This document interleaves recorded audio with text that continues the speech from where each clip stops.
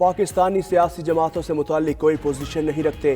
امریکہ نے پھر واضح کر دیا۔ ترجمان امریکی محکمہ خارجہ میتھیو میلر کہتے ہیں پاکستانی عوام کے منتخب کردہ رہنماؤں کے ساتھ ہی بات کرتے ہیں۔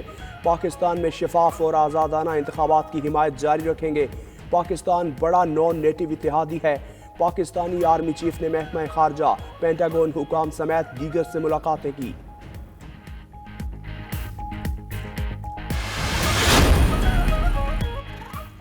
پنجاب اور سندھ کے مختلف میدانی علاقوں میں دھند کے ڈیرے۔ M4 ملتان سے فیصل آباد تک بند۔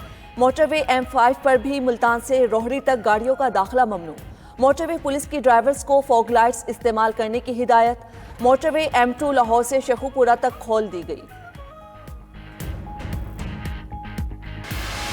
پاکستان نے اپنا گھر ٹھیک کرنے کا فیصلہ آخرکار کر لیا۔ ہمارا مقصد پاکستان کو محفوظ، پرامن اور خوشحال بنانا ہے۔ نگران وزیر اعظم انوار الحق کاکڑ کا برطانوی اخبار میں مضمون۔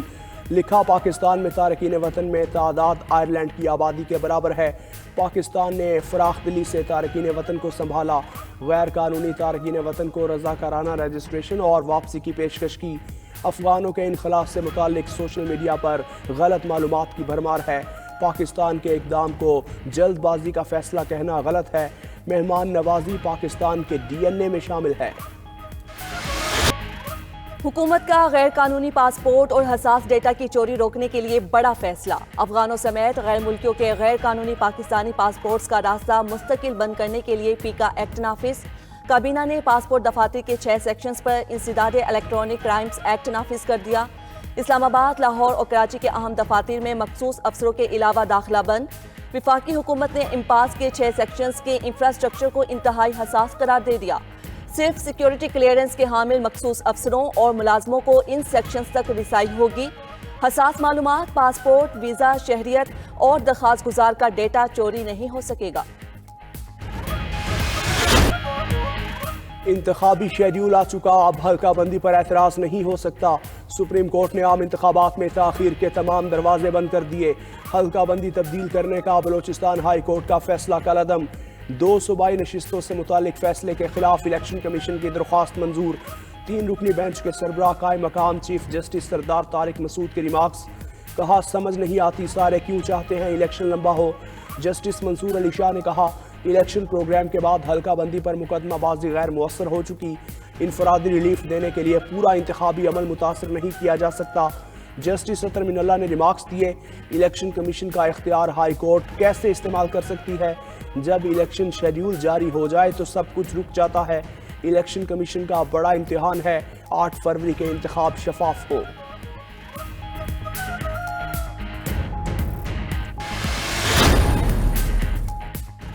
سابق وزیر اعظم نواز شریف کا کراچی اور چترال والوں سے شکوہ۔ کہتے ہیں ترقیاتی کام وہ کراتے ہیں، ووٹ کسی اور کو ملتے ہیں۔ مزید کہا ہمیں نظر کھا گئی، نا انصافیاں ہوتی ہیں مگر خاموش رہتے ہیں۔ آئین و قانون میں گنجائش نہ ہونے کے باوجود وزیر اعظم کو نکالنا تھا۔ سارا کھیل سلیکٹڈ کو لانے کے لیے کھیلا گیا۔ 2017 میں ملک خوشحال تھا، سی پیک آ رہا تھا، پیٹرول کی قیمت کم تھی، روپیہ مضبوط تھا، سیاسی اور معاشی لحاظ سے پاکستان مضبوط تھا، مگر پھر سب کچھ ریورس ہو گیا۔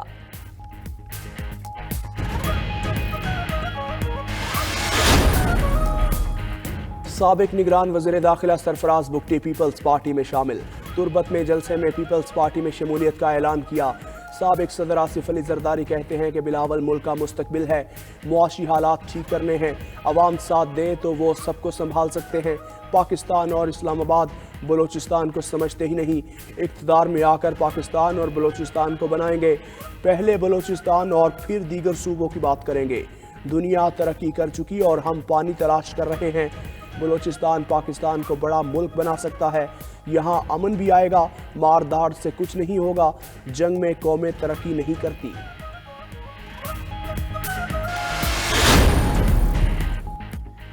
انتخابات کے لیے سیاسی سرگرمیاں تیز، بلاول بھٹو کے لاہور میں ڈیرے۔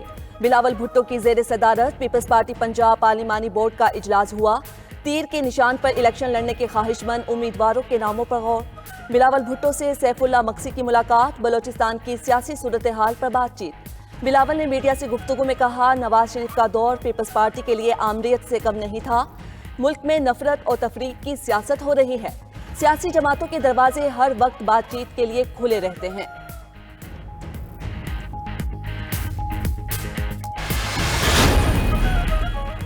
ایم کیو ایم کو سندھ میں زکوٰۃ فنڈ انتخابی مہم پر خرچ ہونے کا خدشہ۔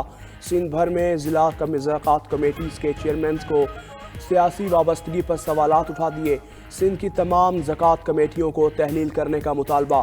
خالد مقبول صدیقی کا چیف الیکشن کمشنر کو مراسلہ۔ لکھا، سندھ کی زکوٰۃ کمیٹیوں میں سیاسی وابستگی کی بنیاد پر پیپلز پارٹی کے چیئرمین لگائے گئے۔ زکوٰۃ فنڈ کا استعمال پری پول دھاندلی ہے۔ پیپلز پارٹی کے نمائندوں کو اربوں روپے کے زکوٰۃ فنڈز دینا کون سی شفافیت ہے؟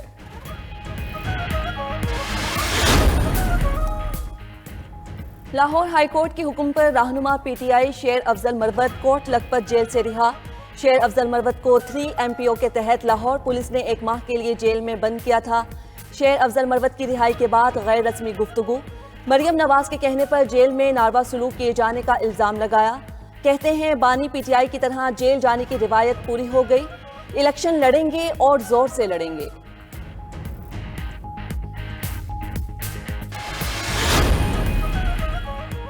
نگران وزیر اعظم کا امیر کویت کے انتقال پر تعزیت کے لیے کویت کا دورہ۔ انوار الحق کاکڑ کی نئے امیر کویت کو مبارکباد اور ان سے ملاقات۔ حکومت اور پاکستانی عوام کی جانب سے تعزیت کی۔ انوار الحق کاکڑ نے کہا، کویت نے ریاست کو خوشحال بنانے والا رہنما کھو دیا۔ پاکستانی قوم دکھ کی اس گھڑی میں کویتی عوام کے ساتھ ہے۔ مرحوم نے دونوں ملکوں کے تعلقات آگے بڑھانے میں اہم کردار ادا کیا۔ وزیر اعظم انوار الحق کاکڑ کویت سے واپس کوئٹہ پہنچ گئے، مختلف منصوبوں کا افتتاح کریں گے۔ معاہدے کے باوجود LNG نہ دینے کا معاملہ پاکستان غیر ملکی کمپنی کے خلاف عالمی عدالت پہنچ گیا۔ پاکستان کی درخواست پر عالمی عدالت لندن میں آئندہ ماہ کیس کی سماعت کا امکان۔ ذرائع کے مطابق غیر ملکی کمپنی کی طرف سے معاہدے کے مطابق LNG سپلائی نہیں کی گئی۔ LNG نہ ملنے سے پاکستان کو کروڑوں ڈالر کا نقصان ہوا۔ غیر ملکی کمپنی کے ساتھ 2022 تک LNG فراہمی کا 5 سال کا معاہدہ تھا۔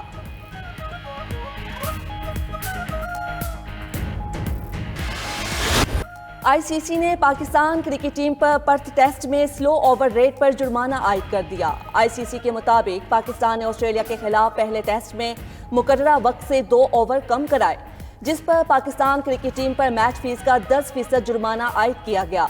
ICC ٹیسٹ چیمپئن شپ سے پاکستان کے پوائنٹس بھی کم کر دیے گئے۔